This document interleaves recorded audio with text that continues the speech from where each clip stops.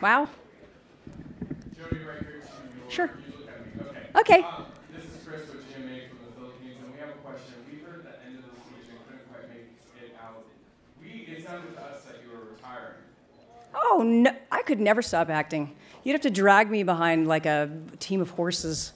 No, I'm not retiring from acting. And, I'd like to be directing tomorrow.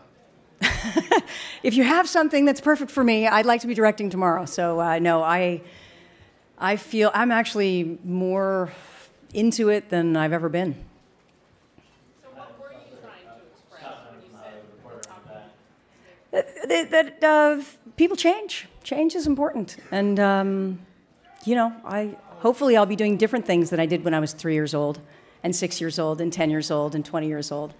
And that your work evolves. My work is evolving. Jodie, Sam over here. When you reference that evolution, what do you want to evolve to? Well, look, I feel like acting has been this amazing film school for me. I got to learn from these amazing artists, and I'm really looking forward to directing more and spending more time using all of the things that I've learned and the things that I feel and that are about me and that express me in that way through directing.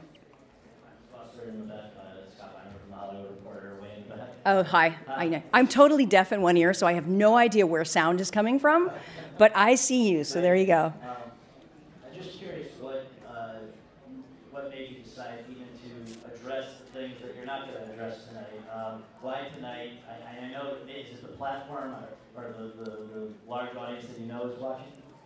Well, I don't know what you mean, except, the speech kind of speaks for itself. It's a big, long career, and it's not just a career, it's friendships and relationships. And, I guess this really is one of the first Lifetime Achievement Awards I've ever gotten. And it does feel like it's a graduation. I feel like I'm graduating from something. I'm graduating from high school or college or something. It's a big moment, and I wanted to say, what's most on my heart. Hi, Jodie. I'm Cheyenne with French Television. Hello. First of all, congratulations. And you truly are a great woman. Aw, thank you. Very, very inspiring. So, who are your inspirations? And êtes-vous vraiment célibataire? And what? Êtes-vous vraiment célibataire? Absolument. My inspirations. Well, my mom is an amazing inspiration for me. She picked me up from school and took me to see foreign films, sometimes 2 or 3. And she wouldn't let me do my homework because she really wanted me to see movies. She passed that along to me, and I'm grateful that she wanted me to be respected. That was her number one goal for me, and I think that permeated my early career. But Meryl Streep, I'm sorry.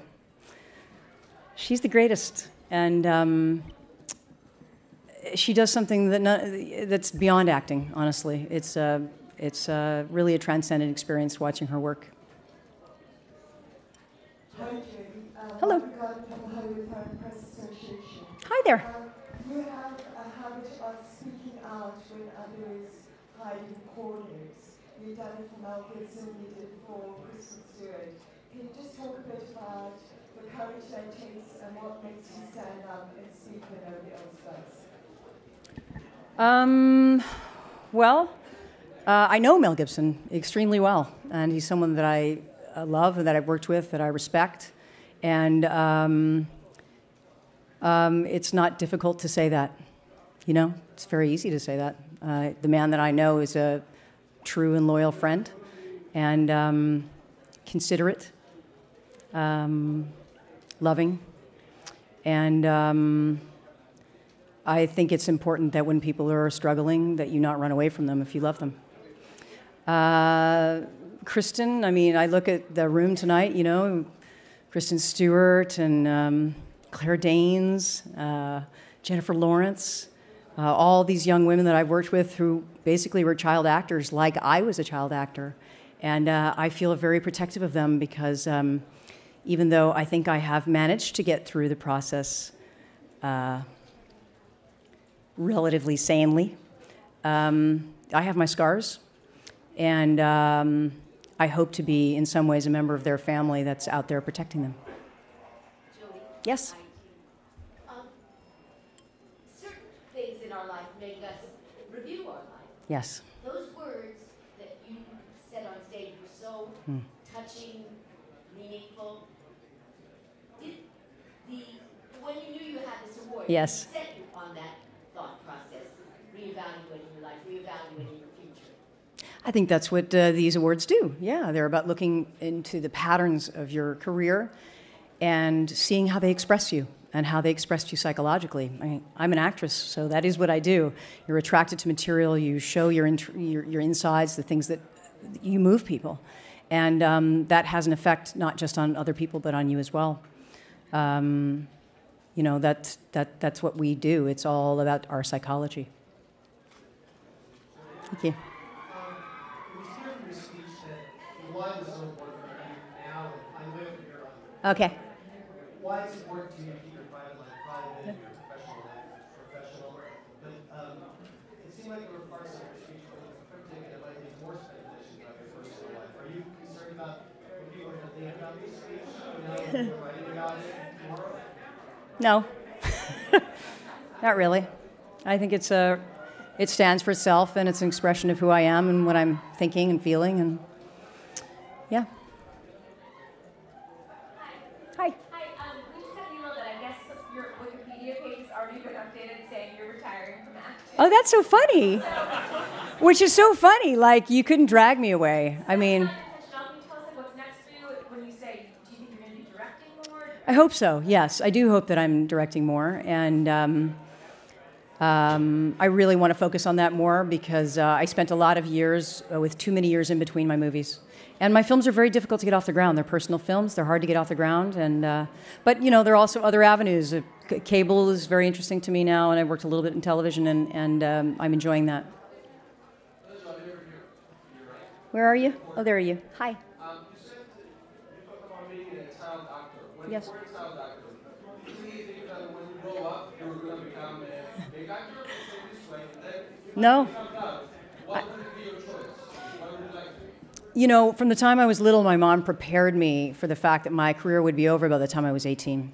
And she would say, when you're 18 and when you get older, what are you going to be? Are you going to be a doctor? Are you going to be a lawyer? You know, when your career is over, what are you going to be?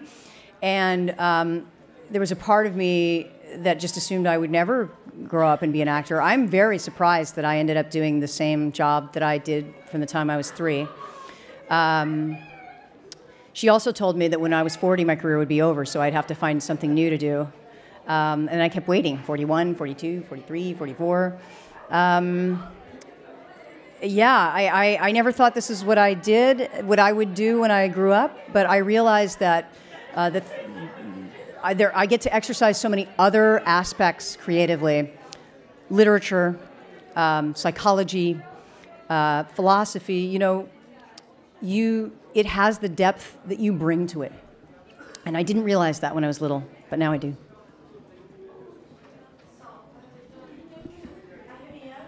Hi. Thank you for all your roles. Thank you. For all of your work. And I wanted to know, you had so many occasions and perfect roles. There is a dream that you still have. I don't speak about a direct style movie.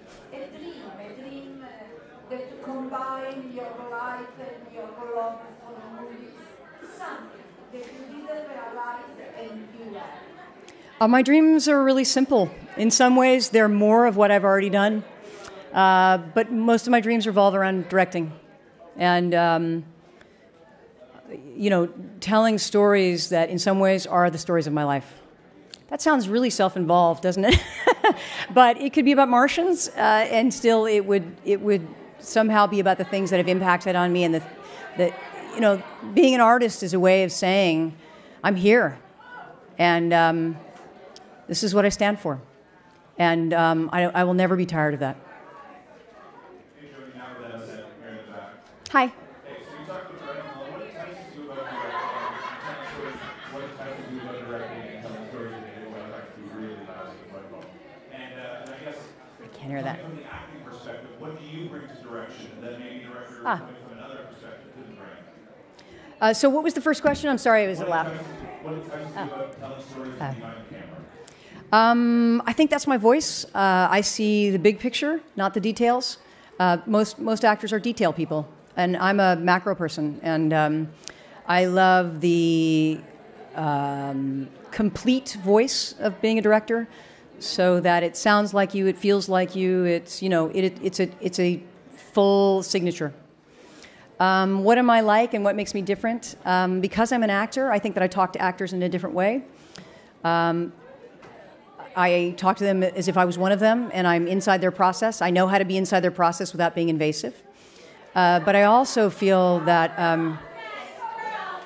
the thing that I bring to directing is that I didn't become a director because I wanted to use fancy cranes and big fancy, cameras. I came to it because I really, from the perspective of authentic emotion. And that's how I design my shots. That's how I decide on my locations. That's how I figure out the costumes. That's how I do rewrites. It's about the authenticity of the emotions. It's not about like, it wouldn't be cool if there was an explosion. Jodie, right in front of you again. Sure. When you sat there and you were playing all the different films that you've been a part of, was Yes. there anyone when watching the package that they put together that you're most proud of or most excited to kind of revisit? And then on the back end, is there one that you're kind of like, why didn't I do this differently? Well, interestingly, you can't really choose your performances. You can't really choose your movies because you love them all for different reasons, and some are better than others. But the first movie that I directed, Little Man Tate, it's just special. It's like the first novel you write. It's the most you, and in some ways, painfully you, because you see all the warts and all the, the lack of confidence. And but it was such an important moment in my life, and that's the one that brings tears to my eyes. Oh, why did I do that? No, look, any of the movies that are shot during my adolescence, when I was, chubby and had pimples and, had a weird voice and made faces, I have a hard time looking at those. But other people don't mind them. I just have a hard time looking at them. Thank you very much. Cheers.